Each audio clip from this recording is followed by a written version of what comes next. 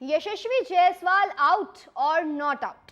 इस वक्त का बड़ा सवाल यही है कि भारतीय ओपनर यशस्वी जायसवाल आउट थे या वो नॉट आउट ही थे और उन्हें आउट करार कर दिया गया।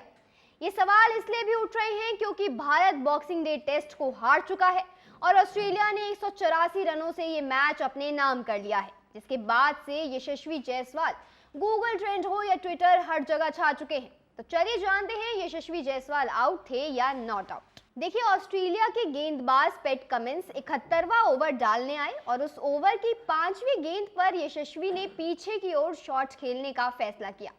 शॉट खेला गया और वो गेंद विकेटकीपर एलेक्स कैरी के हाथों में चली गई और ऑस्ट्रेलिया टीम ने उस वक्त अपील कर दी। अब मैदान पर जो मौजूदा एम्पायर थे उन्होंने यशस्वी को आउट नहीं दिया। मे बी उन्हें भी यही लग रहा हो जो इस वक्त पूरे भारतीय क्रिकेट फैंस को लग रहा है कि पैट कमिंस की गेंद ने यशस्वी जायसवाल के बल्ले पर दस्तक ही नहीं दी थी।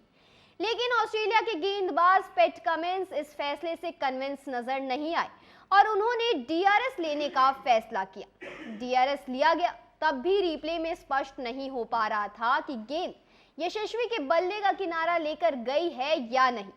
इसके बाद स्नीकोमीटर से जांच की गई, लेकिन स्नीकोमीटर में कोई हरकत नहीं दिखी। इसके बाद फैसला साफ था कि यशस्वी जायसवाल आउट नहीं थे।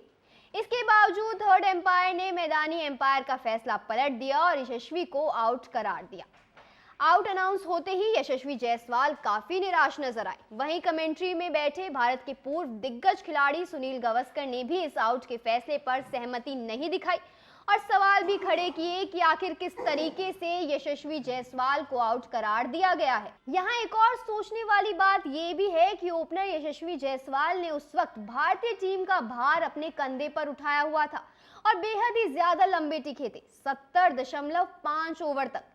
वो भी तब जब भारत अपने 6 विकेट गंवा चुका था और सिर्फ किसी से मैच को जिताने की उम्मीद थी तो वो थी यशस्वी जायसवाल से, लेकिन उन्हें इस तरीके से आउट कर दिया गया।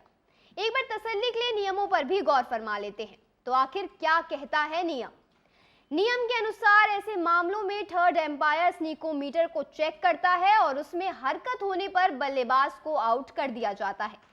लेकिन यशस्वी के मामले में स्नीकोमीटर को ही नजरअंदाज कर दिया गया। रिप्ले में जब कुछ स्पष्ट नहीं हो रहा था तो यशस्वी पर फैसला स्नीकोमीटर की हरकत के आधार पर दिया जाना चाहिए था, लेकिन यशस्वी जब शॉट खेल रहे थे उस वक्त स्नीकोमीटर में कोई हरकत नहीं दिखी, जिसका स्पष्ट मतलब ये है कि गेंद यशस्वी के बल्ले का किनारा लेकर एलेक्स कैरी के हाथों में गई ही नहीं थी।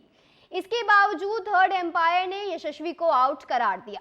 यशस्वी भी इस फैसले से खुश नहीं थे और उन्होंने मैदानी एम्पायर के साथ इसकी चर्चा की, लेकिन उनके पास पवेलियन लौटने के अलावा और कोई भी विकल्प नहीं था।